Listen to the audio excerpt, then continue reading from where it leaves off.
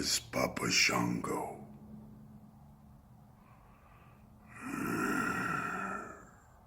And you are listening to Icopod. Beware of Papa Shango.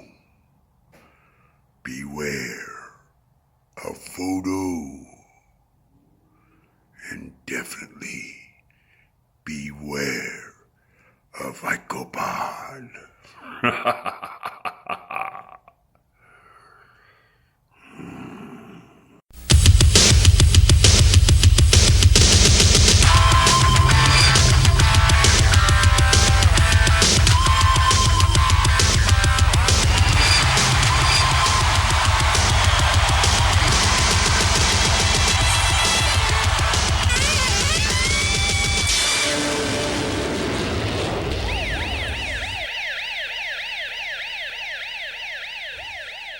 And we're back with episode 91 of Icopod. I'm Bob Conley Jr. And with me, as always, is Austin Skinner. Austin, I know you're a little bitter today, but how are you doing?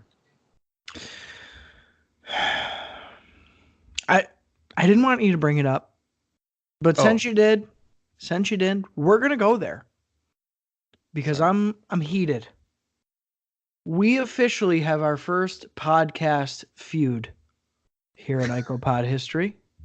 And I don't even know if the other party involved even knows that we exist.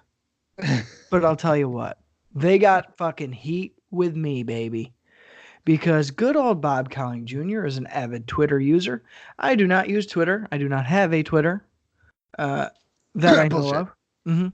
So Bob brought to my attention that there's currently a podcast who covers early 90s WWF, which is all fine and good. There's plenty of them out there. And have I listened to any of them? No, I have not. But I assume that they're just dandy little ditties to listen to. Well, this particular one has decided to redesign their logo. Mind you, they do follow Bob Cowling Jr. on Twitter. And lo and behold, their logo now quite resembles the IcoPro logo. That's a mystery because last I knew, our logo resembled the IcoPro logo. And that we've been doing this podcast for over 2 years at this point. So I just thought that was a little bizarre. And Bob did too. So Bob took it upon himself to, I suppose, post to these people, sweet looking logo, and then pettily post a picture of IcoPro. Not IcoPro, but IcoPod's logo, because again, they're very similar. And now this third party thinks they can just rip us off. We're the ones who are doing the ripping off. Now they're ripping us off. And I'm not going to stand for it. So I am doing a call to action to all the Icopod listeners out there, all 34 of you. I am calling to action. You're going to go to this Twitter page or wherever they posted this goddamn picture. Was it on Facebook? It was on Facebook. It was on their Facebook group. Yeah. Okay. So you're going to go to their Facebook group. You're going to fucking join up. I'd be like, oh, okay, new listener. Yeah, we'll accept this. Well, wrong fucking move, buddy. Because now this is the Icopod elite infiltrating your fucking group, okay? You guys are going to go in there and you're going to say, fuck this picture. Icopod is fucking better than this. Verbatim. And then you're going to report the image and get it pulled off the internet. Because I'm not going to stand for this. Together, we can defeat this third-party ripoff. It doesn't matter that they have 4 times as many followers on Twitter than us, okay? It doesn't matter if they've been doing this longer than us. Maybe they have, but you know what? We've had the logo longer, so suck it. I'm not going to put up with this bullshit anymore, okay? No ripoffs. When I made that fucking logo and coined our name, sorry, Bob, but I fucking coined our name. You did. Yeah, I give you full credit for that. I made sure that no other sons of bitches was anything even close to ours because I'm a creative genius and I just pulled it out of the fucking cloud. Okay. So here we are. It's 2019. People think they can just steal our shit. I don't know what's going on here. Yeah, So like that's you what said, I'm. we stole it from Ico Pro, and then no one can steal it from us. No, that's where the chain ends. Okay, Right. that's it. Cut and dry. You're done.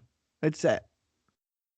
So Bob, tell the people exactly where they need to fucking go. What this Facebook page is called? Because I'm not standing for this no more.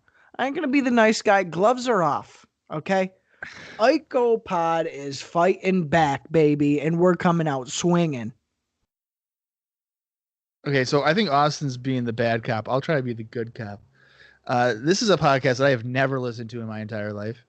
However, I am following them on Twitter because, as Austin mentioned, that they cover like early '90s stuff. So sometimes they'll post, GIFs or short little videos of various things of like late '80s, early '90s that I enjoy viewing. So it was like no big deal.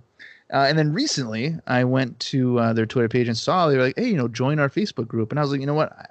I haven't joined enough of those, so I decided, I'll join that and see what's going on. And then, sure enough, within about 12 hours, I believe it's one of the hosts, I can't remember his name, shared a picture of almost identical of what we have. Just instead of Ico, it has their podcast. And I commented on it saying, great minds think alike. Kind of like, a passive aggressive way of being like, you might have been inspired by us. I don't know. And then I proceeded to post the first ever logo that we have for season 1. Just to kind of make it known, like, hey, we kind of have that same name or whatever. So the podcast, in case you're wondering what it's called, is called the Our Vantage Point Podcast, or the OVP podcast. Again, I have never listened to it. I don't know if they're good or bad. I know on Twitter a lot they're asking people to follow them so they can release a podcast for when they get to 10,000 followers or something. They're at like 4,000. They've been doing this for like 6 months. I feel like I don't know when they're going to get to 10,000. We will never do that. I'm not going to be like, get to 10,000 followers and we'll release an episode, because we'd be here for 6 years before we even got to 1,000. So, And I'll tell you what their vantage point is. Their vantage point is of my ass as they're kissing it, because that's fucking our logo. Okay, that's where their vantage point is from. My fucking ass. I don't care if they're good. I don't care if you like their podcast. If you do, fuck you. Okay, you're a turncoat anyway. We don't need you. This is the only rip-off Ico Pro podcast. yeah, That's it. you can't rip off the rip-off artist. Exactly, or else you're a jabroni. Right. It's like a musician who steals from a more popular guy. Well, if another person rips off the guy who ripped off the more popular guy, then you're just looking like a scrub. Yeah, you can do. Yeah. Listen, we're doing this is the cover, right? We've had the original. The original was great. We're the cover band, okay? You don't can't cover the cover cover band, you motherfuckers. That's not how this shit works. Fuck off with that. Yeah. I don't really have heat with them. I know Austin's very pissed off about it. He did God create damn it, I'm everything. pissed. Yeah, you're pissed. Again, I can't be mad because, I don't really have any connection to these guys. I just thought it was kind of humorous that they're like, oh, I just thought of it. I don't think anybody else ever thought of it. We did. Which is Yeah. bullshit, because now that you tell me that they posted it literally 12 hours after you joined the group, tells me that one of those fucking admins went on your page, like, who is this guy? Let's check him out. Fucking saw the logo and then made it. Yeah, maybe. I don't know. That's bullshit. Yeah. I'm fucking No idea. reporting that shit. Maybe one of our loyal listeners, like Mike Campbell or something, will get to the bottom of it. And then They all better go over he'll there. be my and inside fucking man. tune it. Yeah. Yeah. I'm going on it right now, motherfucker. Of course you are. I'm pissed. It's got me heated, man. Yeah, you need to chill. Bullshit. I'm going to go to it too. Maybe they unfollowed me because they know what they did. Good. Oh, shoot. Clicked on the wrong button. Nope, they still follow me. Fuck. Yeah. It's They're a from private group. That's stupid. Yeah, they're from New Jersey. I don't give a shit. Well, I'm just saying. 704 members. Shut up with that. Friggin' pissed. Listen, folks, you're getting the better content over here. So whether they got that logo, Whether they're ripping fucking Vince Russo off with his shit, like who gives a fuck who they're ripping off? Okay, we're the cover band. They're the groupies. All right. This is where you go if you want quality fucking content. If you want to hear Bob talking about his girlfriend and you want to hear me bitching about bullshit ass 1994 wrestling, this is where you fucking come. Okay? Yeah, you won't get anywhere else. You goddamn right. Period. That's it. All right. Let's get into IcoPod's Observer Notes, which I'm sure other people have stolen from Dave Meltzer, but they won't be stealing from us, or we'll hunt them down and slice their throats. SummerSlam 1994 got a 43.8 thumbs up and a 42.3% thumbs down from the readers of the Observer. That's fair. So pretty split. Yeah. Brett versus Owen inside a steel cage was considered the best match, while Undertaker versus Underfaker was considered the worst match. Yeah. The Sunday Night Slam special that aired the week prior to SummerSlam got a 2.8 rating, which for a special is, I think, fairly low. Yeah. On August 25th, they had a house show at Madison Square Garden, and it is a record low for attendance, as approximately 4,300 fans attended the show, but those 4,300 fans might not all be paid. Oh, they're guaranteed not to be. Yeah. So I don't remember a Madison Square Garden show having that few people. Yeah, isn't it usually like 6,000-7,000 people? On a bad day, usually it's between like 9 to 13. Oh. Yeah, so 4,300 is not yikes. Not very good at all. Mm.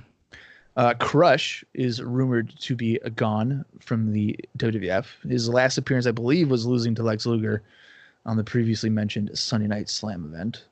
Fucking see ya. He needs to be repackaged anyway. If he even comes back, cool. If not, I don't trim the fat, man. There you go. See ya. Yeah, he kind of ran his course.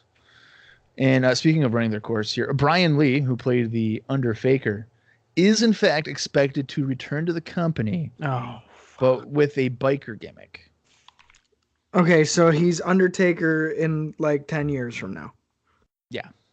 Okay, so I mean that's at least he's like heading towards the future. So that's good. Yeah, but he's not like even at that skill level, but that's okay. Well, because like biker Undertaker in terms of like 2002 to 2003 was pretty decent. I like Big Evil. 2000? Oh, like the red shirt Big Evil. What was that 04? Like right before he turned back? No, 04 he became the Dead Man. Yeah, before that. So 2003. Yeah. Yeah, 2003. Yeah. All right, so house show notes, because this week and actually next week there is no substantial syndication notes, and if there is anything syndication wise, it's actually presented on Raw. So there's no real reason to keep it separate here. So to kind of supplement, I guess, our product here, I went out of my way and searched some house shows from other companies to see if we would go to these shows. And of course, there is a WWF house show as well, but I'll do that one last, or attempt to go kind of in order of date. So the first one is Smoky Mountain Wrestling, which we've checked out before, the Bluegrass Brawl from 93. This one is from Morristown, Tennessee. It took place on September 10th, 1994, with an attendance of 350 people. The card featured the following matches: Lance Storm taking on Brimstone the Inferno, Ricky Morton taking on Chris Candido in a hair versus mask match, Smoky Mountain Wrestling heavyweight champion the Dirty White Boy defending against Bruiser Bedlam. Ugh. Chris Candido competing in his second match of the evening against Brian Lee. And in the main event, the Smoky Mountain Wrestling Tag Team Champions, the Rock and Roll Express, defending against the Gangstas, New Jack and Mustafa.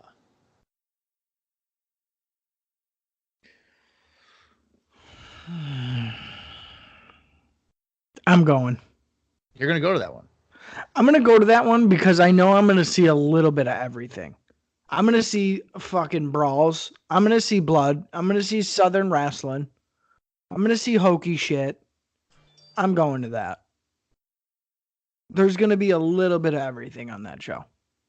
Yeah, I think I would have to go to it as well because I'm a pretty big Ricky Morton fan, to be honest with you. Fucking A.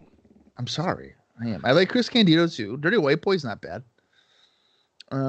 Yeah, that could be a nice little quick show. I'd probably check it out for like $6 or whatever the tickets Who's are. wearing a fucking mask? Candido? You said a hair versus mask. Yeah, I match. think they're. Well, there's a bunch of matches that are hair versus mask. I would imagine Candido is wearing a mask. Okay, so yeah, I mean, I'm gonna go to that just because, like, what the fuck? Yeah, because. Yeah. Well, wait. Is Ricky Morton putting his hair up and he's winning?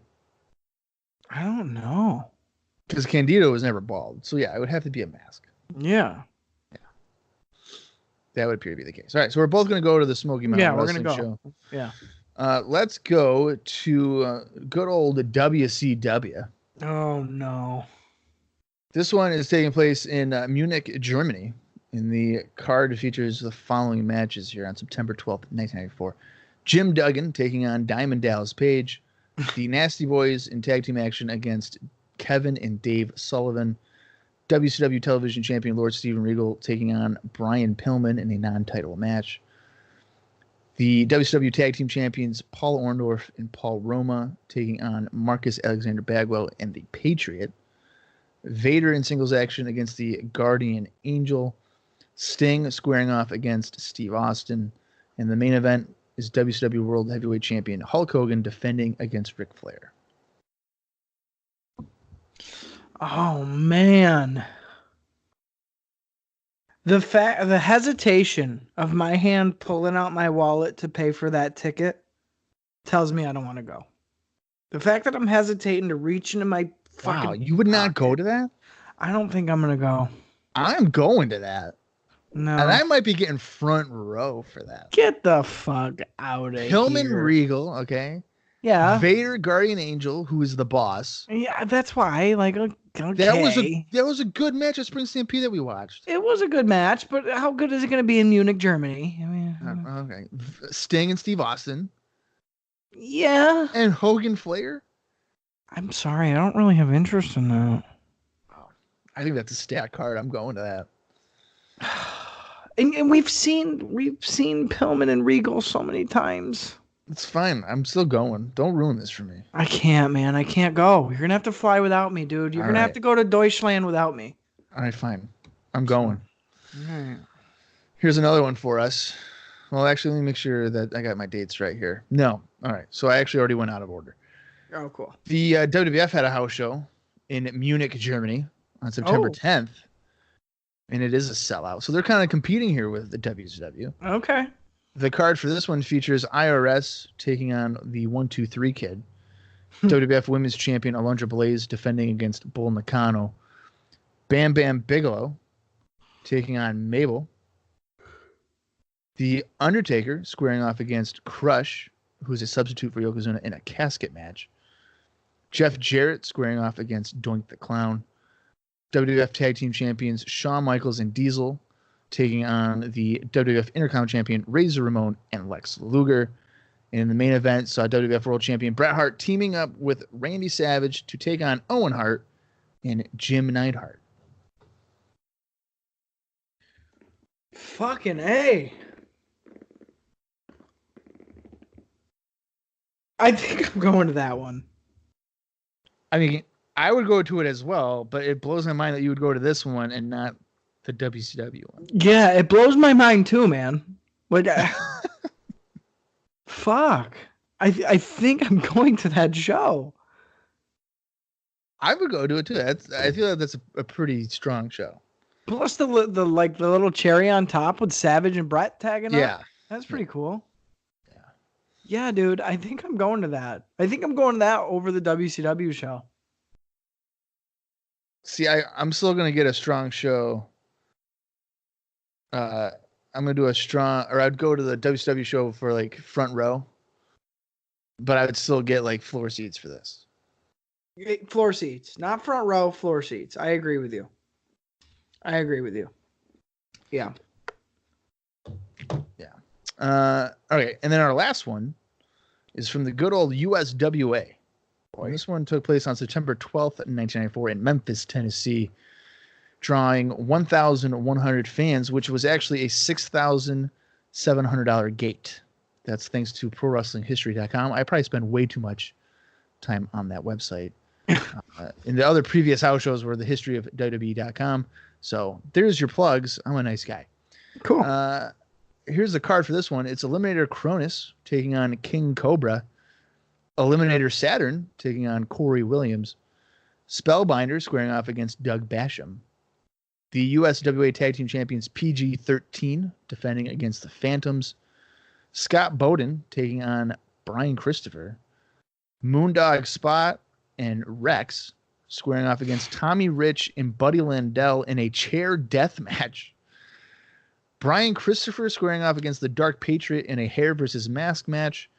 And your main event is the USWA Unified World Champion Sid Vicious defending against Jerry the King Lawler in a powerbomb versus pile driver match. God damn it.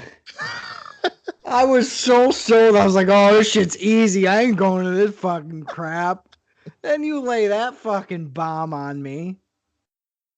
I think Sid just talked me into the fucking building, folks. Jesus Christ. I think I gotta go to that show. I don't know fuck all the rest of that shit. Fucking Sid's gonna powerbomb Jerry Lawler and probably break his back in half. Yeah. Yeah, I'm going to that. Yeah, I want to see that. So here's the thing. Like I've said it countless times on this podcast, to a point where you and Hogan 98 Money are always giving me shit about it. But obviously I've been watching Memphis. I'm only in 1987. I have not gotten anywhere near 94. So I'm not really familiar with the majority of these guys. However, the Moondogs, I'm digging in 87. I'm sure I'd love them in 94. Oh. Tommy Rich and Buddy Landell, I can deal with. A chair death match. I mean, come on. Yeah. Brian Christopher and Dark Patriot, which I believe is Doug Gilbert, the Dark Patriot. So that's going to be decent. Yeah, that could probably be a solid match. John Cronus and Perry Saturn probably could do some decent stuff. So, yeah, I think we would be surprised. I think we're definitely going because of the main event, but I think on the undercard, we would be like, oh, wow, this isn't that bad. All right, you talked me into it. Let's get tickets. So, yeah, I would be going to that one as well. Okay. So, all right, I figured I sometimes place those in there, especially when there's not a whole lot of context for like syndication notes or anything. So hopefully you guys enjoy that stuff, and you would go to any of those house shows that I just kind of described. You can get a whole row.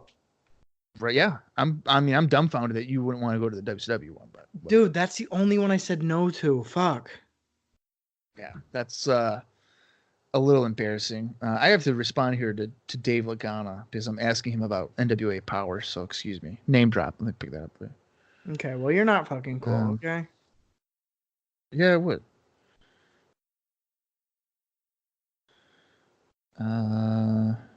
Talk us through this, Bob. We don't want dead air. Come on, man. Yeah, I know. I'm realizing that as I type here. So I'm asking because NWA Power is a really good show. It's been 1 week. I kind of want to watch it. Check it out. It's a studio show like they did in Memphis or whatever. That's why I want to watch it. It has such a old school feel to it. It is terrific. And considering I'm a guy that prefers old school stuff. Yeah. It's like 30 years ago or 35 years ago meeting today. And it's such an excellent clash. It's phenomenal. What is it, on YouTube? Yes. Okay. Which makes it great because like anybody can watch it. You don't have to worry about restrictions of cable or whatever. But my worry was I had seen a report that it wasn't going to be weekly, like a weekly series. So I messaged Dave Lagana because he's a very casual guy. You can just really talk to him about whatever. Hopefully nobody proceeds to blow up his freaking Twitter. But anyway, I asked him about that, and hang on a minute here. Okay. Because I'm going to review it for WrestlingRecaps.com, and I don't want to review something if it's like sporadic. I want to do if it's weekly. So I just asked him that, and he's like, it's seasonal. And I was like, well, what does that mean? And he's like, we could do 9 weeks then a documentary leading up to the pay-per-view. So I was like, okay. So I just asked him, does that mean you do 9 weeks documentary, pay-per-view, and then back to 9 weeks of television? Because if you do that, I'm cool with it. I'll continue to watch it. But if it's just like 9 weeks documentary, pay-per-view, and then there's nothing until you know when your next pay-per-view is, then that's going to severely lack in continuation and interest from the fans, I would have to think. So right. That's kind of what I was just attempting to clarify. So if I get a response, I'll ask pretty quick. It's all adaptable. What does that mean? So that sounds like, yeah, that's our current plan, but we're going to kind of see how it goes. That's what it sounds like to me. Okay.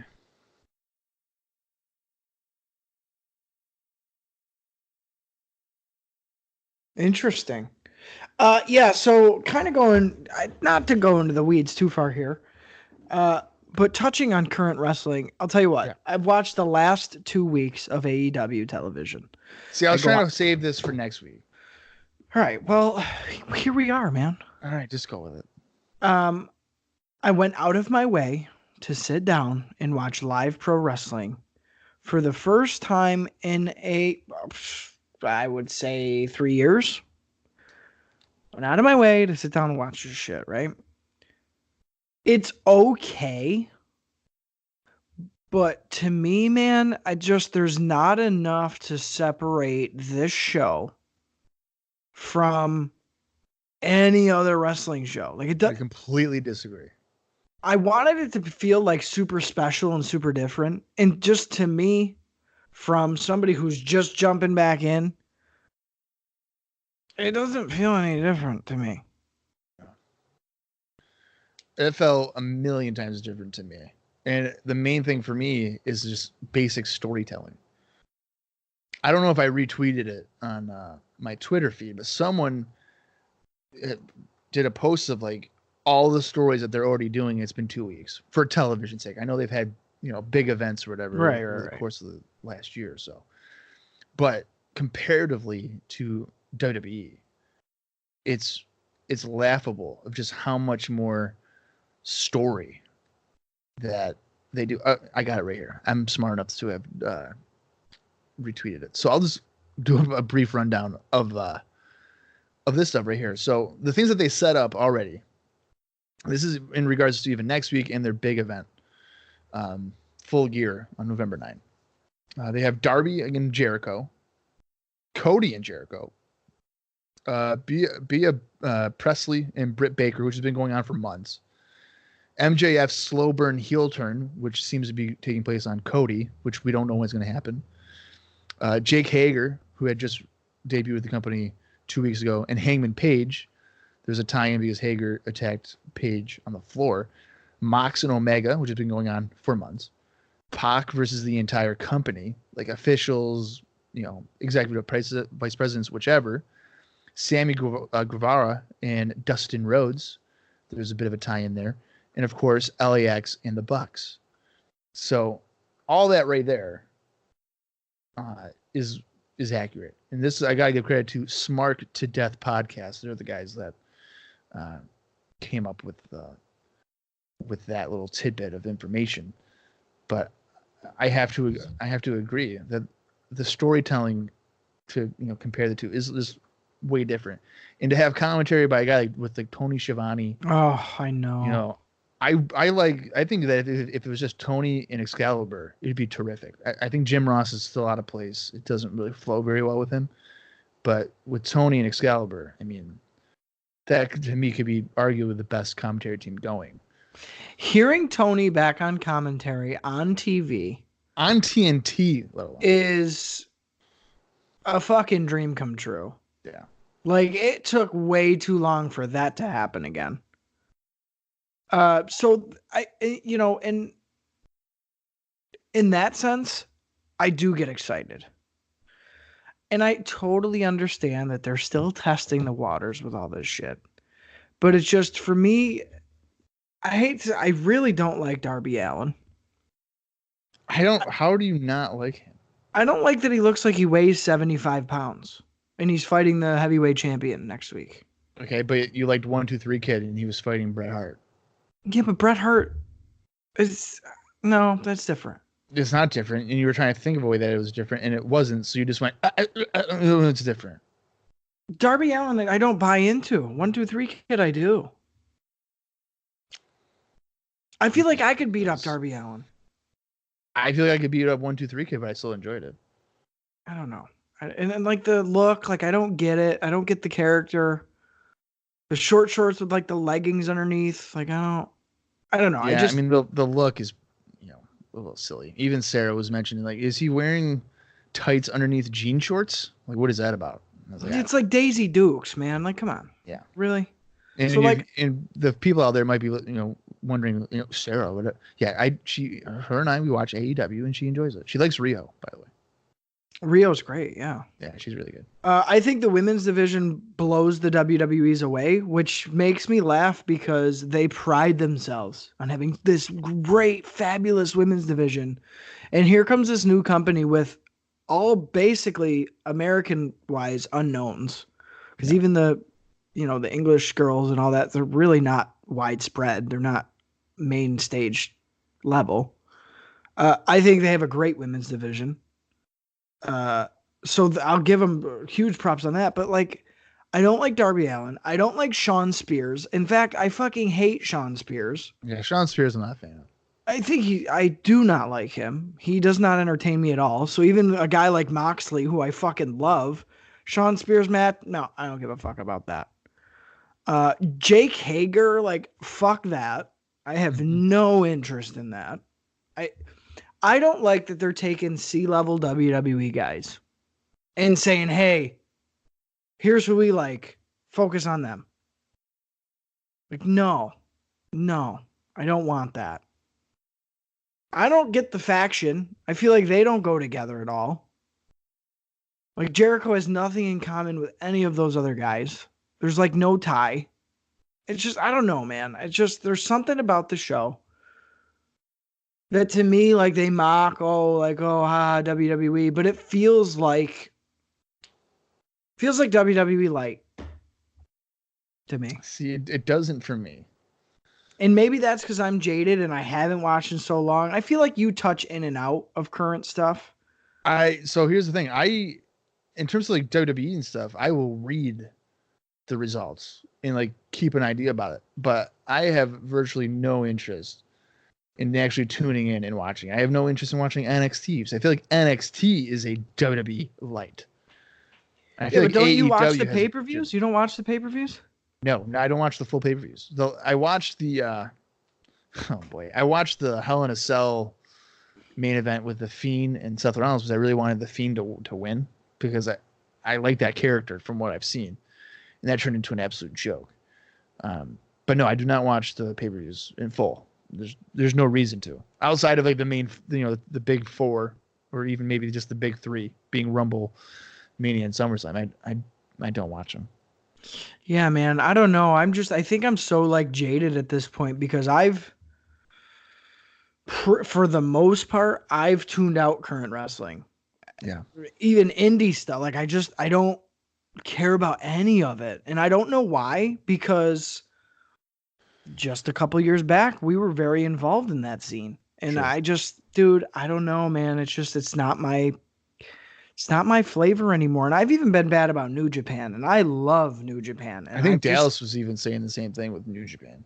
Yeah, I've just kind of let it fall by the wayside, and it blows my mind because I still go back and watch old stuff. Like, I have no problem doing that. Yeah. It's just, dude, anything current for me, I went in with expectations way too high. I was expecting to be fucking blown away by that first show. Not that I needed to watch the second show. I didn't have a choice. Like, holy shit, I have to watch this next episode. I came out of it. Okay. I went in with way too high of expectations. And I think that's where the problem is. But at the same time, I don't know, man. To be dedicated to sit down and watch a weekly wrestling show again, I don't foresee myself doing it. It's already kind of feeling like a chore, and I'm 2 weeks in. So I don't know. Maybe it's just me. It's just where I'm at with my fandom, maybe. Yeah, it might be. I mean, I feel like to a point I'm like you where I'm jaded and I just don't care because like WWE they clearly aren't putting a focus on storytelling, but with whether it be Being the Elite and even the TV show, like they are putting a focus on actual storytelling, and that's how you sucker me in, and that's what they've made. I see myself watching this each and every week because it was weird the first week watching. I felt like I was watching like WCW Nitro. Yeah. Like it's a different company. It's a different entity. It's not NXT, which is just WWE, training guys. Pretending not to be. Right. And I guess to your point, yes, character-wise, I love that it feels like the guys have way more input in what they're doing. Yeah. It doesn't feel as canned as WWE is, which is great. I think that's how wrestling should be anyway. But at the same time, man, I don't know. It's when I look for stuff in wrestling, I want it to feel fucking real. I want to be like, we've talked about, I want to be like, okay, I know all this other shit's fake, but fuck that segment. Right. Like, holy shit. I don't know. I don't feel it with AEW. It still just feels like a wrestling show. Like, okay. Oh, Moxley and Omega. Oh, we threw him the barbed wire bat and he's got the barbed wire broom. They're going to, you know what I mean? It's just like, fuck this, man. I don't know. My tolerance is very low. Put it that way. Yeah. So I don't know. We'll see. I'm going to watch next week. It'll be my third week in a row watching, going out of my way to watch. Well, in that episode, obviously by the time people listen to this, it's already happened. It's been like probably 3 or 4 weeks since it's happened. Sure. But it looks like it's a bigger show than the first two. Because I know you're not a Darby fan, but it's Darby and Jericho, and I believe Baker against Rio are the top 2 matches. So right. I don't know what tag tournament matches they're going to have, but that could be a pretty big show. Right. And I'll tell you what, I love the Bucks lost in the first round. Yeah. Wicked good move because now it's a toss up. Yeah, you don't know. You don't know who's going to fucking win. So I think that was perfect.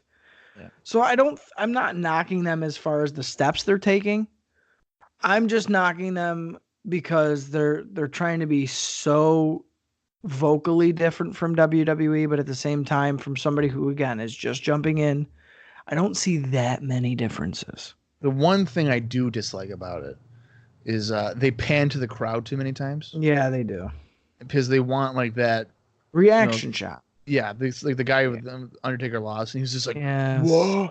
Like they're going for that way too much. Yeah, just stick it to the ring because sometimes like they're missing some key moves because they're doing too many cuts with the camera. But right, and I'll tell you what, we ain't getting no shaky cam. Fucking thank God. No, thank God. Yeah, we're not getting cut away from impacts. Like you're seeing everything. Yeah. So I mean, again, they're moving steps forward in spots that I like. But it's just, for such a jaded fan who's been so turned off to the current scene for so long, it's going to take a while for them to win me over. So we'll see what happens. I do want to watch this NWA Power shit, though, because, again, I'm like you, Bob. Soft spot for old school studio wrestling. I kind of am into that. Yeah. Do you know who's involved with it or no? No, and I kind of like that, too. Then I'm not going to tell you. Because I'm not going to ruin, like, any kind of, I didn't know that guy was there type of thing. Yeah, that's why I'm kind of into it because you know what? At least I'm not going in and it's like, oh, okay, there's fucking the guy who lost on Superstars all the time. Or, oh, there's the guy who opened up Money in the Bank pay-per-view. You know what I mean? It's just like, it's not, I'm not going in with preconceived notions on guys. Mm-hmm. For me, if it ain't fucking A-list stars like Jericho, I'd rather a whole no-name roster. So I can formulate my own shit about him. You know what I mean? Yeah, some of these WWE guys, some of these WWE guys got a lot of baggage, man. Mm-hmm. A lot of baggage. I agree with the whole Hager thing. Because when I saw him, I was like, fuck, no. Dude, fuck that. Yeah. Fuck but that. He looks like he's motivated, but even some of the stuff he was doing looked weird. It's like Jack a running Swagger, clothesline dude. looks weird. Yeah. It's fucking Jack Swagger. Like, you can't tell me he's going to be a fucking star because his name is Jake Hager now and he does MMA. Like, no, dude, I don't give a fuck. Fuck Jack Swagger. Yeah. So There are like, some missteps to them for sure. They're not perfect by any means, but I'm eating it up. Like I can't wait for Wednesdays when I get out of work to just come here and watch it. That's just it's giving me like for modern wrestling, it's giving me like excitement. So am I gonna pay for full gear? Absolutely not. I'm not gonna pay $60 for a wrestling pay per view. No. Not gonna happen. If a WWE pay per view is $10, nobody should be above $10. Right. I'm telling you right now. Right. It's like when Ring of Honor is like $24.90. Go fuck yourself. I'm not giving you $25. When the number one wrestling company is charging me $10. Right. That set the market. Right. Well, and I'll tell you what, it's a huge step for them for me to 2 weeks tune in because a lot of the times I'm watching shit for the podcast on Wednesdays. So they're coming into my fucking podcasting review time. So I've let them do that for 2 weeks. I mean, we'll see. They gotta wow me, man. They gotta wow me. And I haven't been wowed yet. So well, hopefully you were wowed with this episode of Raw.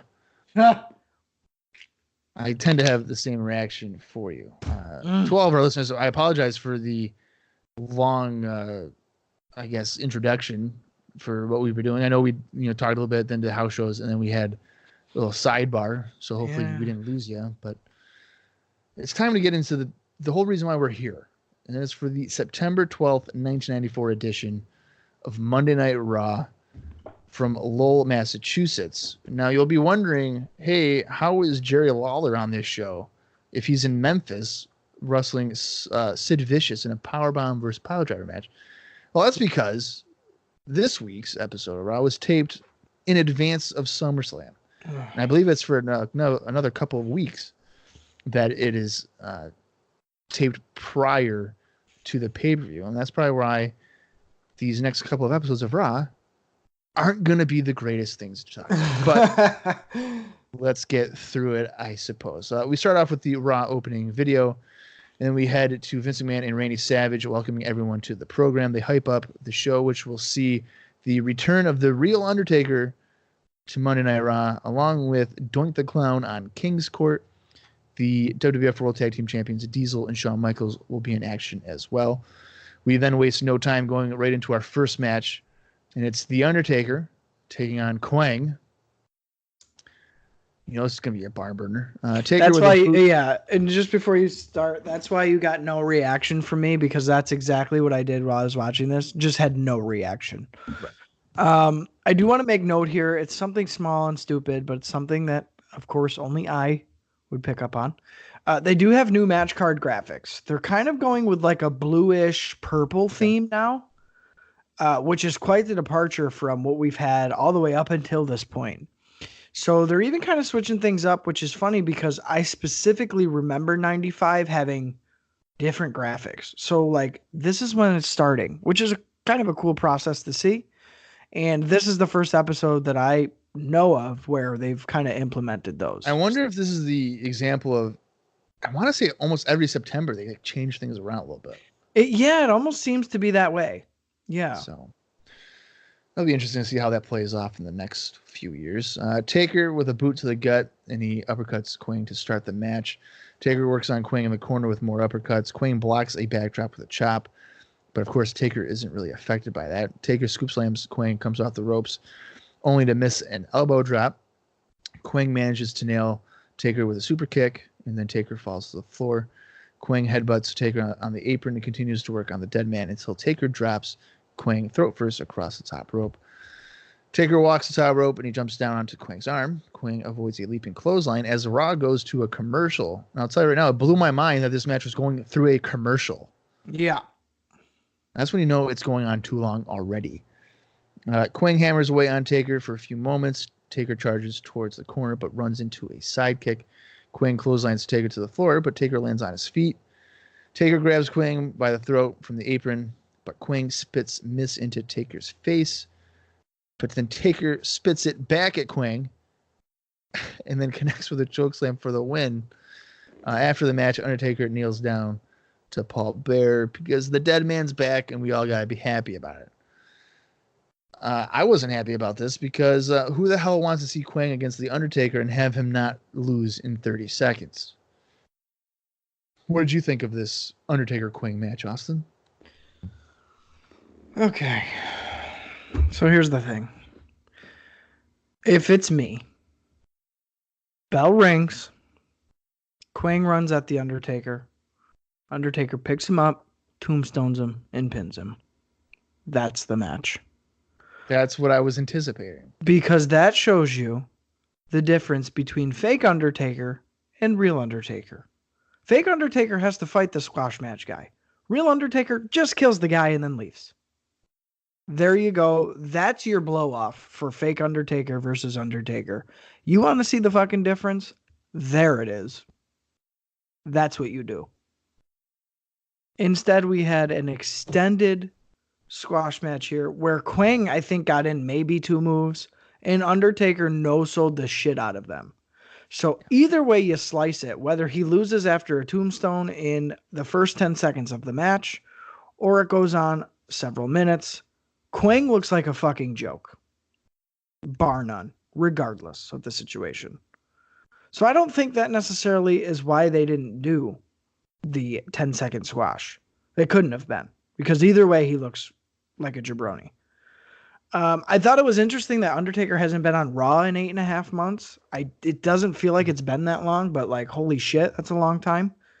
Right, and well, to give context to that, of course, he was gone at Royal Rumble through SummerSlam, so it's not like, he just didn't wrestle on Raw. They had written him off television. Yeah. Of course, we all know that, but that would never happen like today. No. They go out like 2 weeks maybe. Right. They're back. Right. So that kind of blew me away. Like, damn, it's really been that long since he fucking died and came back to life. Taker's dye job here was super worn. Like, the orange roots from his hair are coming in on the top, and it's like, dude, what the fuck is this bullshit? Like, he's got ginge coming through. Like, come on, it's the Undertaker, man. Just dye that shit. Yeah. So I didn't like that. That seemed lazy to me. It gets to a point where Undertaker's no-selling is a little ridiculous. So he gets like Savat kicked through the ropes to the outside. Mm-hmm. And it's just like standing up. Like, okay, like give the guy a little bit of credit. At least stumble or something, but holy fuck. Like, no. I feel like the Undertaker gimmick, because he has to do that, hurts a lot of guys. It hurts yeah, it hurts for sure. But luckily here, it's just Quang, and no one gives a fuck about Quang. Obviously, yeah. Yeah. The thing that really just not only killed it for me, but like made me mad was how they completely killed any sort of believability, heat, realism, anything when it comes to the poison mist spot. Yep. These motherfuckers. Taker gets misted. No reaction. Has no effect on him. And then proceeds to spit mist back into Quang's face, who, mind you, has a fucking full head mask on. Quang sells it like he's dead. Gets chokeslammed, and Taker wins.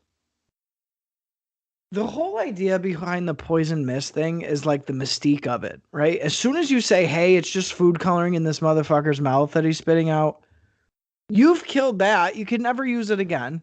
Like, you're stupid. That's ruined. Because how does Undertaker spit mist when there is no context of that whatsoever? Like, there's, and he never does it again. That's not a thing for Undertaker.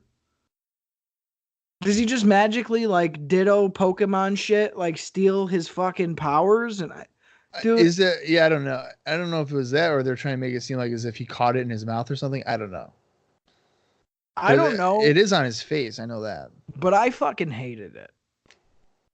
And the fact that was the finish, like, leading into the finish, dude, fuck that. Quang has a fucking mask on. This whole match is just basically telling you that Quang isn't even going to make it through the fall. There's no way. There is no fucking way. Yeah. Nope. No way possible. Like, because before we were like, there's no way he'll make it to the end of the year. Now we're saying he's not making it at the end of October. No, dude. There's no way. How could you? Yeah, the only way that he's continuing on is if he's like Barry Horowitz, doesn't get an entrance, and he just gets beat Just up in the for 3 ring to get minutes. beat up and then loses. Yeah. Yeah, that's the only way. Because any value that he had, which was none to Dude, begin with, no, yeah. is like in the negatives at this point. Yes, absolutely. So, needless to say, for the return of Raw from the little hiatus here, because it's been a couple weeks, it was a pretty bummer of a match to start off with. Yeah, and I'll be honest, I'm not really excited to have the Undertaker back. I don't care. I don't like the whole angle that he just finished off with. I don't like the hokiness of Undertaker, especially over the last 8 months and all the vignettes that they fucking have done. I even thought it was kind of cringeworthy that Vince calls him the Batman of the WWF. Like, okay, really? Yeah. Give me a fucking break, dude. I don't know. I didn't like this match. I don't like that they buried the fuck out of the Mist. I think that's bullshit. And I think Quang has got to be done at this point. That's the only logical thing. I know for me, if this is how we're booking it, he's gone. There's just no way. Yeah, dude, that's the write-off right there, probably. Like, you don't. Yeah, Don't put it on that's what I would anticipate. Vince McMahon and Randy Savage talk about The Undertaker looking great in the ring, and then McMahon introduces a clip from SummerSlam. Let's go right into our second match of the evening. It is Jim the Anvil Neidhart taking on Tim McNeely. Neidhart obviously just gets an enhancement match here, and he ends up winning the match with the camel clutch. Afterwards, Neidhart keeps the hold on as Owen enters and puts pink sunglasses on McNeely. So the vibe I got from this has me extremely worried, because it would certainly appear that they are now transitioning the heat from Owen onto Jim Neidhart. And Bob is not excited of the idea of Jim Neidhart in the main event picture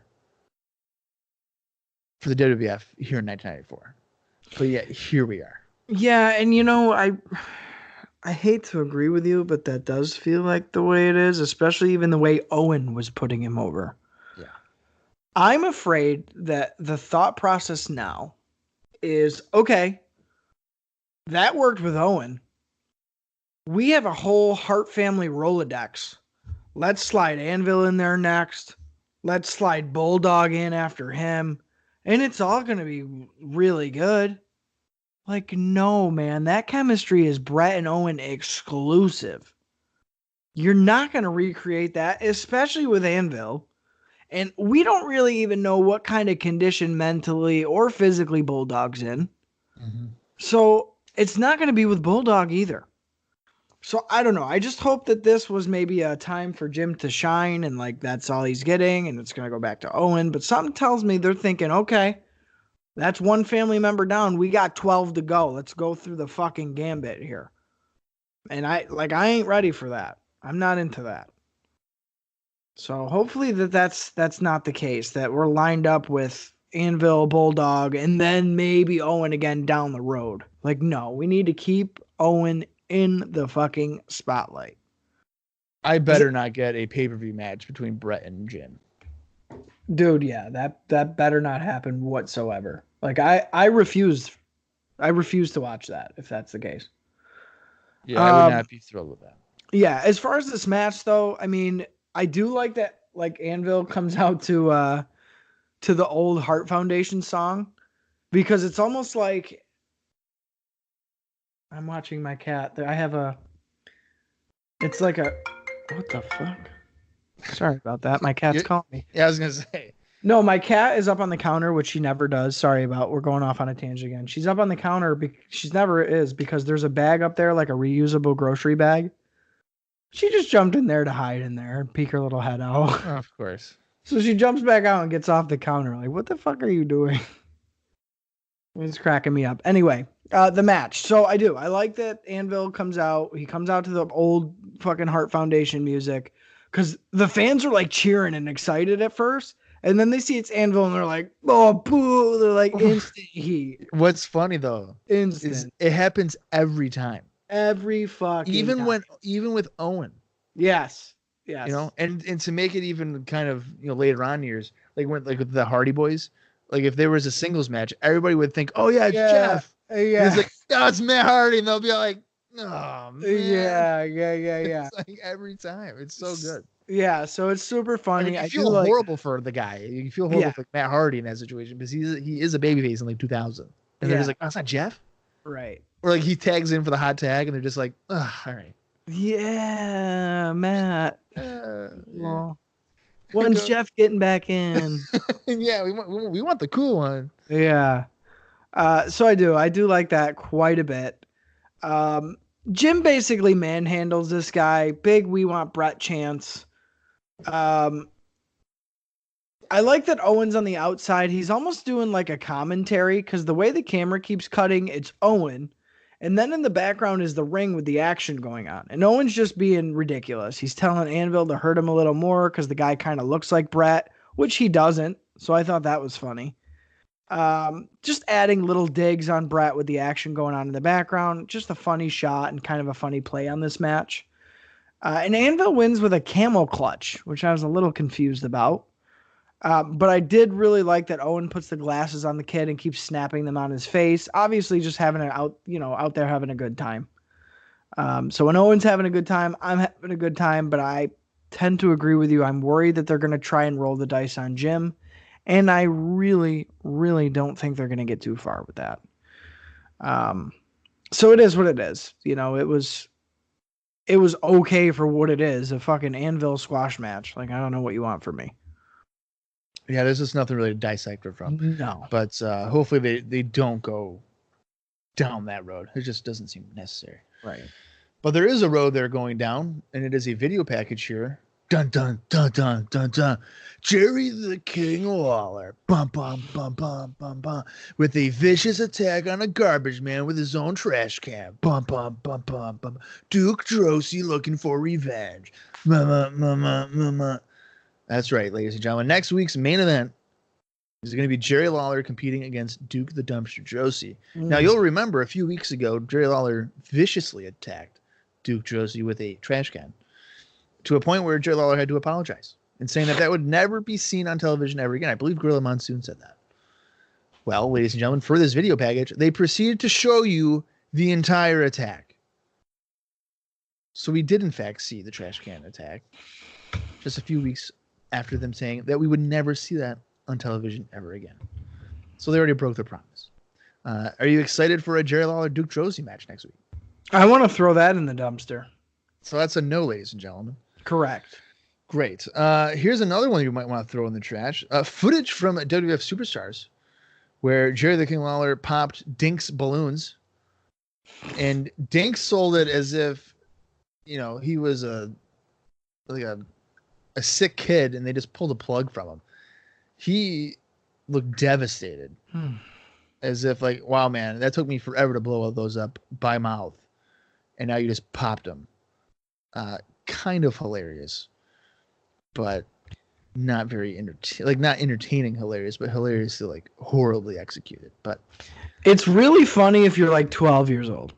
That's even being generous. I'd say it would be funny if you were like 6. Yeah, but if you're like in your 20s, you're like, wow, I'm so glad that Jerry Lawler is now potentially feuding with a little person clown.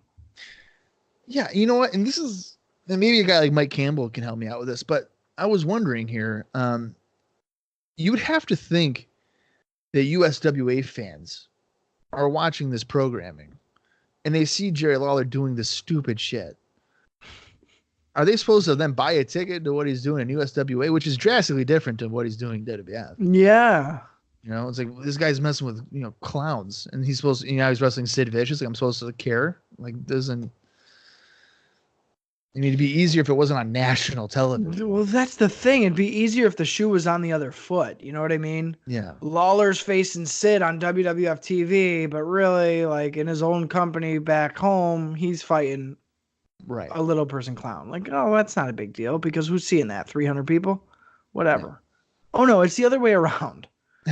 So I don't know. Maybe that's why Lawler was like, listen, guys, this is fun and all, but like, can I just be on commentary? Because I'm not doing this shit anymore. Yeah, it's like it's hurting my business at this point. Yeah, like, no more. Yeah. I don't know, dude. It blows my mind that Dink is even still around. Like, how is that even a thing still? I don't know. Not a fan.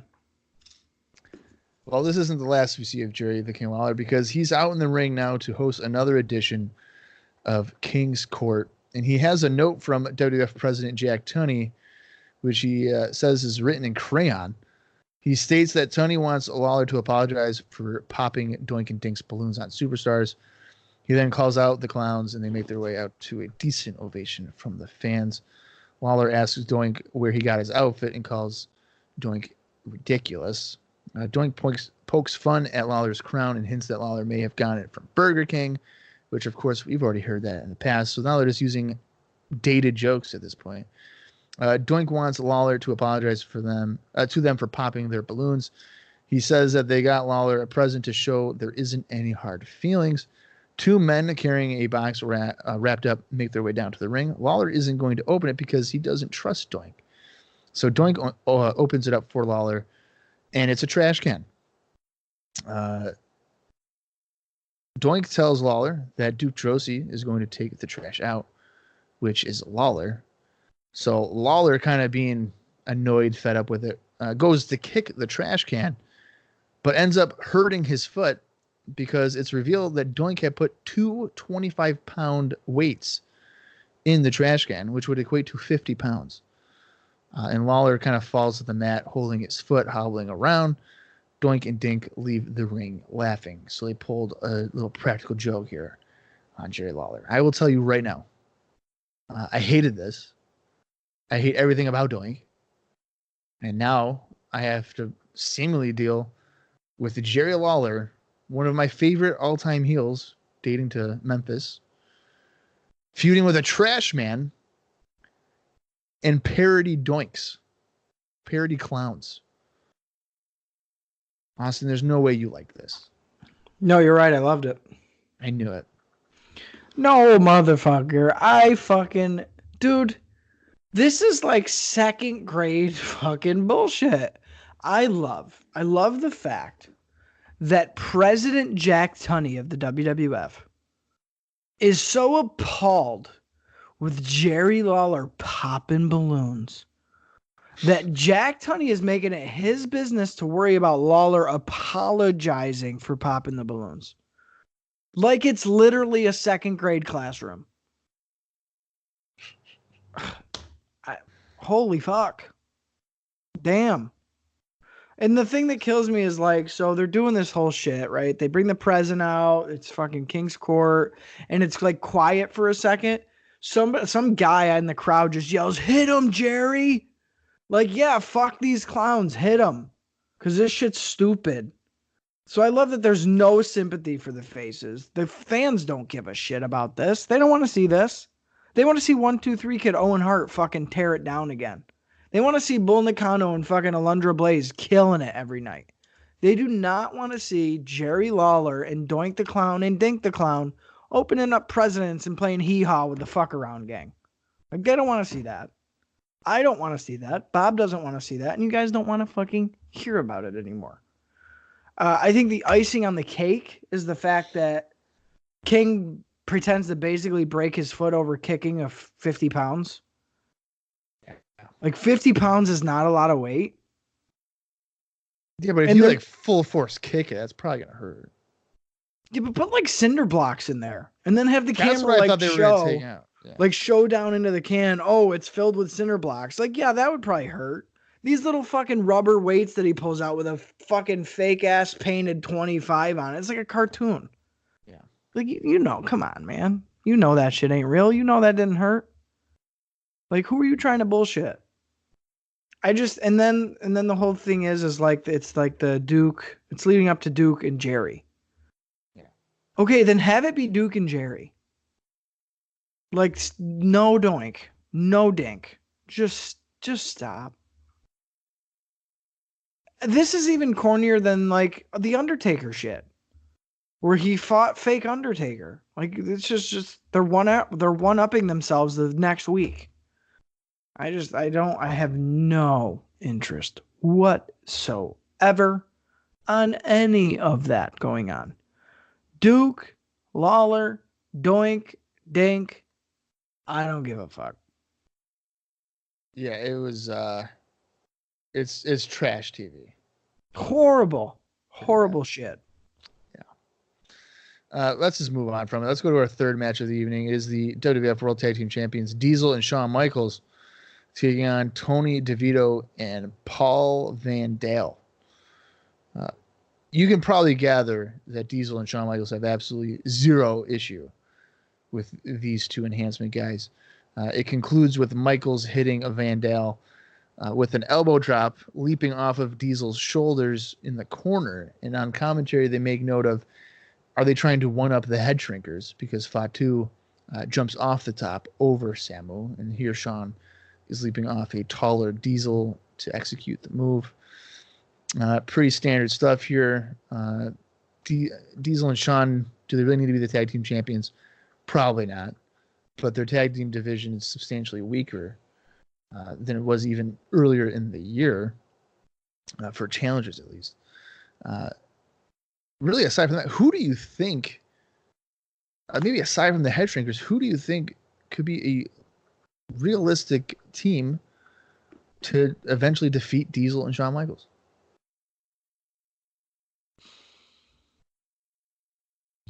Unrealistically, I'd like it to be the Heavenly Bodies. Right. Because, like, they're a great fucking team. And they're believable. And they've been a team for a while. But, like, that ain't gonna happen. So I don't know what they're gonna fucking do. Because how do you have somebody beat Shawn and Diesel right now? You really can't. Do you want to know who I think what they might have to do? Who? Whoop, there it is. Oh, no. Just for the fact that one of the men in Men on a Mission, being Mabel, weighs 550 pounds. So he might be able to just luck pin one of them after like a splash or something. Just move on from there. No. I'm not saying I would, want that to happen. No. But your options are very limited. Super limited, yeah. So, I don't know what they're planning with that. Just about this match, quick, a couple of things that I wanted to point out. Yeah. Shawn and Diesel here are getting a corner pyro when they're coming out. Shawn dancing in the center. Vince even makes a statement about Shawn Michaels hogging the spotlight. Again, maybe foreshadowing down the road, because we remember what happened not too long ago between these two guys. So I haven't forgotten. I'm sure most viewers haven't either. Shawn's skipping around the ring away from the guy on the outside. Shortly after the bell rang, the guy runs into Diesel enough to like be distracted. Shawn scoops up into the ring and like dives out on the second fucking rope with like a suicide dive. And it's like, holy shit, dude. Shawn's just throwing caution to the wind and just making shit up as he goes. Because the guy was not prepared for it. He barely caught Shawn. And Shawn just pops up like, hey, fuck you. I just did that. So, like, I like the attitude of these two. Like, we're going to do whatever we want. We're going to go out there and have the best matches. We're going to do the coolest moves. We're going to be the tag champs. And there ain't shit nobody can do about it. I really like that. I love that I love cocky dick Shawn Michaels. I love it. I can't get enough of it. He definitely plays the part very well. Dude, yeah. Like, I like it a lot. I like that Shawn is real life and character wise, like, fuck you, I'm gonna do it because I'm the best. I love that. I'm super, super interested. Diesel's killing the enhancement guys in the corner, looking like a fucking monster. I still love Diesel, still high, super high on Diesel. Quick tags kept things fresh. Nash hits the finisher. Shawn gets tagged in, and again, he does the big splash off Diesel's shoulders. I thought it was a solid showing for these two. They're both, in my opinion, A-plus players. Mm-hmm. Like, these guys are fucking made stars. And I don't necessarily hate the fact that they're the tag team champions. I do hate the fact on how they became the tag team champions. Because realistically, the Head Shrinkers should still be the tag team champions. But with that said, the way things went down, or the way they went down, I'm not hating Shawn and Diesel. I'm really not. I probably should, but I'm not. I enjoy the dynamic, but I'm with you because I feel Why not just have him win the belts on this show? Or Right. like on the next live Raw or whatever. Right. Or whatever. Yeah. Just do it in a big way. Yeah. But I mean, your house shows are kind of, business is going down. So now a lot of people are going to see that. And you obviously don't have footage of it to even display. So right. Just seems like weird booking decisions, but whatever. Yeah, no, I agree. So in that aspect, I don't like it, but fuck, man, these guys are good, and I hate that they know they're good, but they know they're good. That's usually the worst. Shit. Vince McMahon and Randy Savage talk about what happened this past weekend on WWF Superstars. There was a confrontation between Bam Bam Bigelow and Adam Bomb. Ted DiBiase had issued an open challenge to anyone in the backstage area, and the response came from Adam Bomb, who entered the ring, and he promptly clotheslined Bigelow to the floor, and that's all we see from the segment. So Adam Bomb has arguably a failed heel run. If you guys remember at WrestleMania 10, he lost to Earthquake in about 34 seconds. And since then, he'd been feuding with Quang, who, has no heat attached to him whatsoever.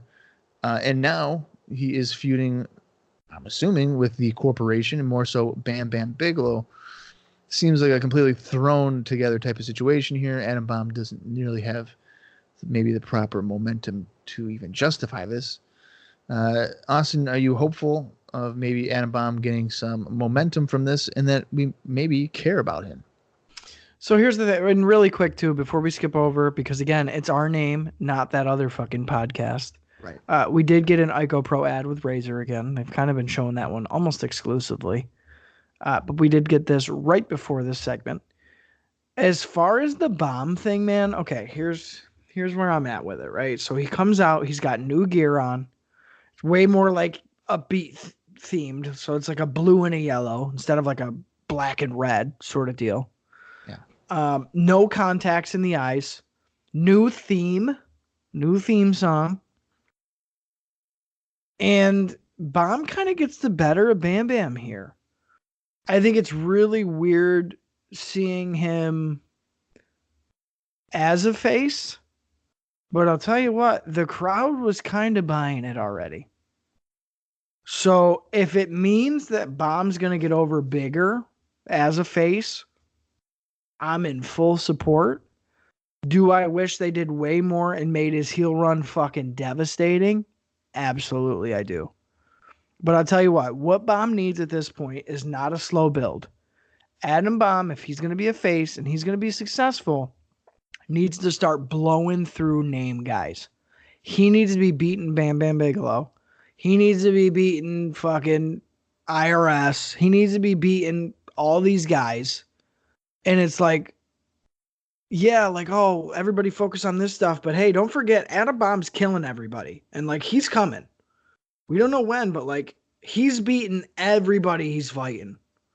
So I don't know what's going on with that, but let's focus on this feud. But like, holy shit, Adam Bomb's knocking on the back door. And oh, holy shit, he's fighting for the Intercontinental title. And oh my God, Adam Bomb just won it. That's what needs to, it needs to be fucking quick to take him legitimately because, dude, up until this point, Adam Bomb has looked cool, but as soon as the bell rings, it's like, oh, fuck, well, there goes that. He just lost to Earthquake. Oh, fuck, there goes that. He's feuding with fucking Typhoon. Like, come on, man. No. He needs a jump start as a face. Not like a slow build, like, oh, enhancement. Oh, big match. Oh, he won. No. He needs to be beating motherfuckers right now. Immediately. So I don't know. I'm hopeful because the crowd's into it. So usually if the crowd's into it, it's got some legs. So I'm hoping that that's going to be what it is because I like Adam Bomb. I like Brian Clark. Never did before. Only liked him for his look. But fucking, yeah, I'm into it. I have an open mind about it. I just feel like, I think we've mentioned this before. If you have a failed heel run, it's going to be very difficult to then care about you as a face. It's hard to go that route. It works easier the other way. Absolutely.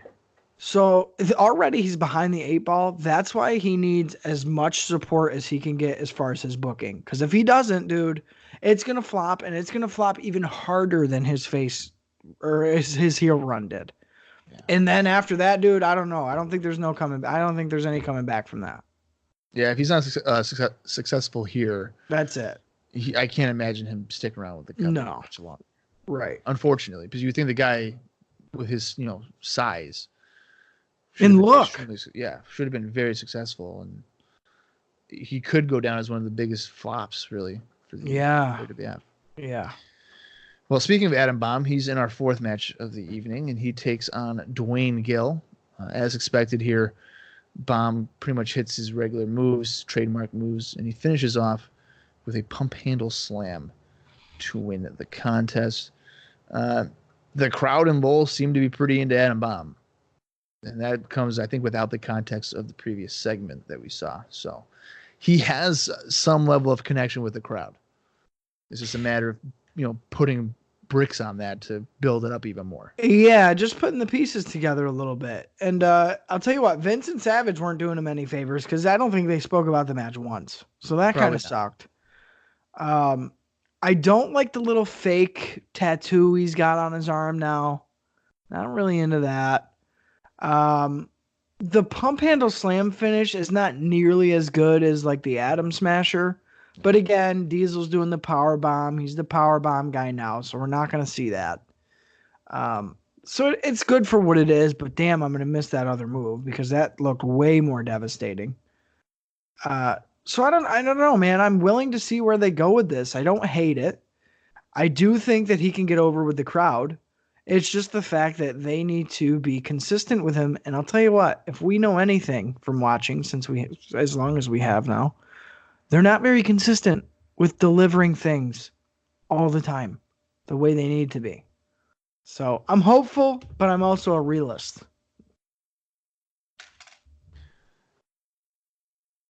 You want to know what's real? What's pretty realistic? What? This main event sucks. Oh, boy.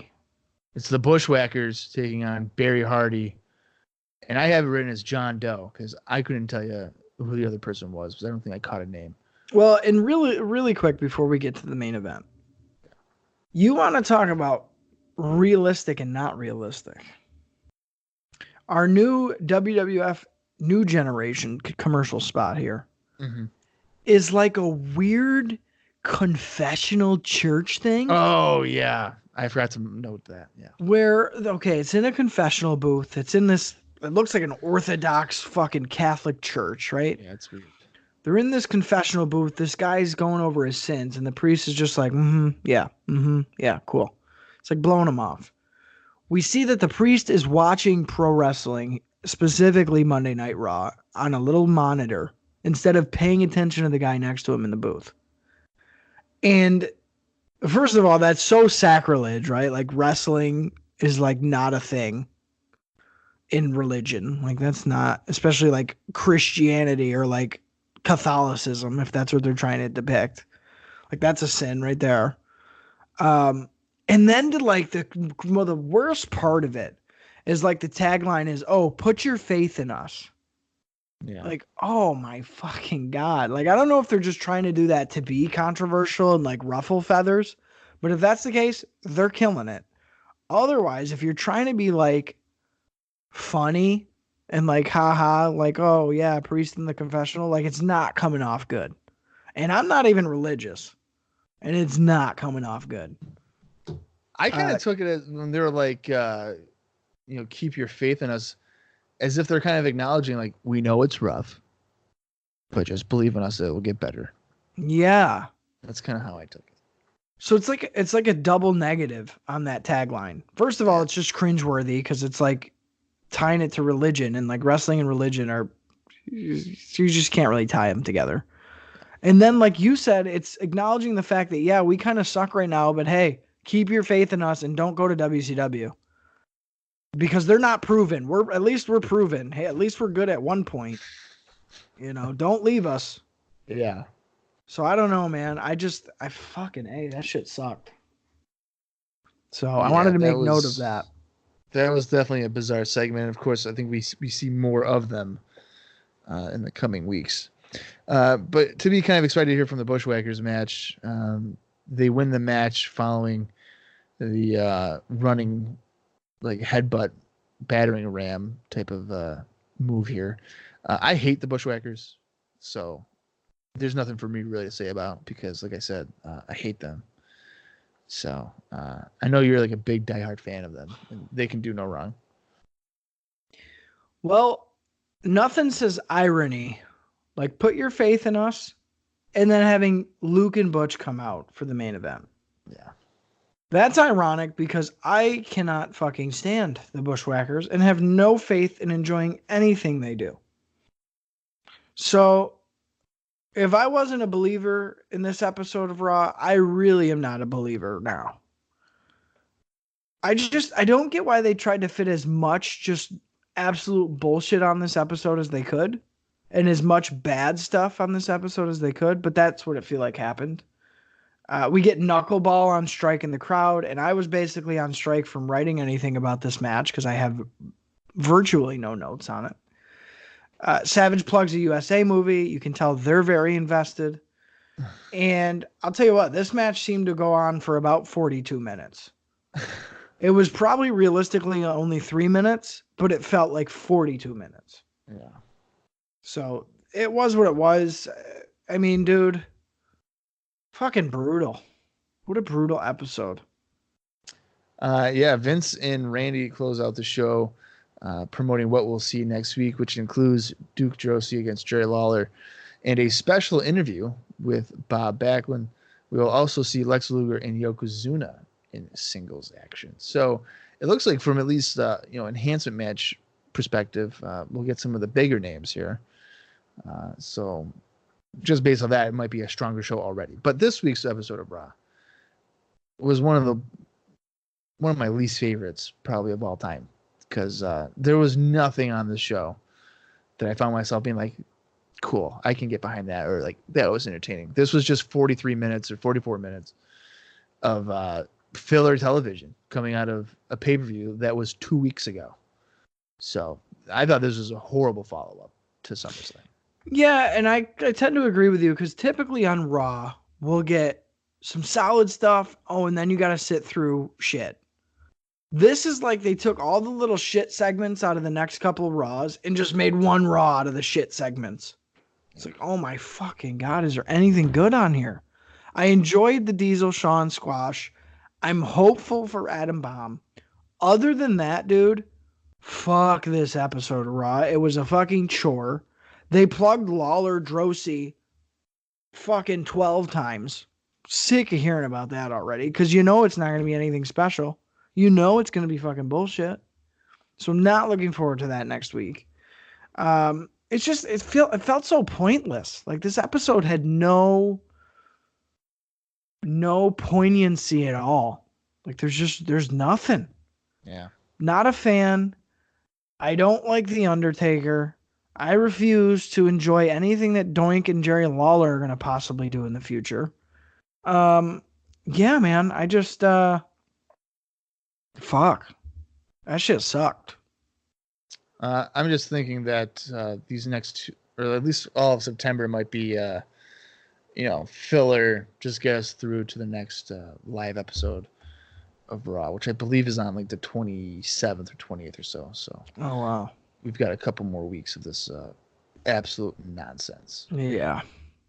But yeah, so kind of give you guys an update on our plans, which might be changing seemingly weekly. Austin is going to be coming here to Syracuse the last week of November into December. And at that point, we're actually going to kind of give I guess you could say a dry run of the live watch type of switch that we're going to be doing starting with 95. Now, when he gets here, I think we'll be maybe even close to Survivor Series. I don't know. I haven't really looked at the timeline. But, we'll be able to do a couple of live watches for the series here. And then the last month or so for 94, we'll go back to our live notes. And then 95 being considerably easier for us to watch it at one time and go from there because we've noted it's a little time consuming to do it in the manner that we're doing it now. And it might just be easier to give like that first reaction instead of watching it, writing it down, and then providing it from there. Yeah, I think it made the world a difference. I'll be honest with you, because I've kind of been very hesitant on jumping on this live watch train, and we've talked about it ad nauseum. But I'm glad that we did SummerSlam the way that we did, because it really helped me be a believer in, okay, we got some genuine reactions. This was a funny ass show, and I do think the listeners are going to get, entertainment out of this, because I got it. I was entertained. Sometimes it can maybe be a chore for you guys to sit here and drone on about, listen to us drone on about, minute by minute, a horrible Monday Night Raw. Right. So whereas if we're watching it live, that means live commentary. That means live in jokes. It just opens up a lot more doors for us as content providers. And I think it opens up a lot more doors for you, the listeners, to enjoy what we're doing. I think that that's going to be a natural progression. I think that is the way to go, especially going into 95 and how dynamic 95 is going to be, especially with Monday Nitro on the horizon. So we'll kind of see where it goes. But I think SummerSlam was a huge step in maybe kind of the future of IcoPod. So we'll see how that goes. Yeah, for sure. And to be honest with you, I'm looking forward to doing it that way. That way, as I've noted before, we don't spend 4 hours a week either watching it and then just going to talk about it. It'd just be easier to have 2 hours of our week all wrapped into one. And next week's episode does not look all that promising, as we had just noted. So if you enjoy negativity and self-hatred, I'm sure that's what Austin and I will be providing next week. I got some stuff to talk about next week. So you guys got to tune in either way, because it was another not great show, but boy, do I got some stuff to talk about next week. Oh, boy, I cannot wait. I'm assuming you have nothing else for this week, though, Austin. I'm ready to doink on out of here. All right. Be sure to follow us on our Facebook page, IcoPod. If you have any feedback for us, icopodcast@gmail.com. Send it that way. If you want to be a special guest on one of our live watches, hit us up. I know Mike Campbell, he's already called Uncensored 95. There you go, Mike. It's on the air, so I can't back out of it now. Ooh. If anybody's interested in doing that, just get in contact with me or either one of us on the IcoPod Facebook page, and we will get it situated. For Austin Skinner, I'm Bob Conley Jr., and this has been IcoPod. You gotta hear it.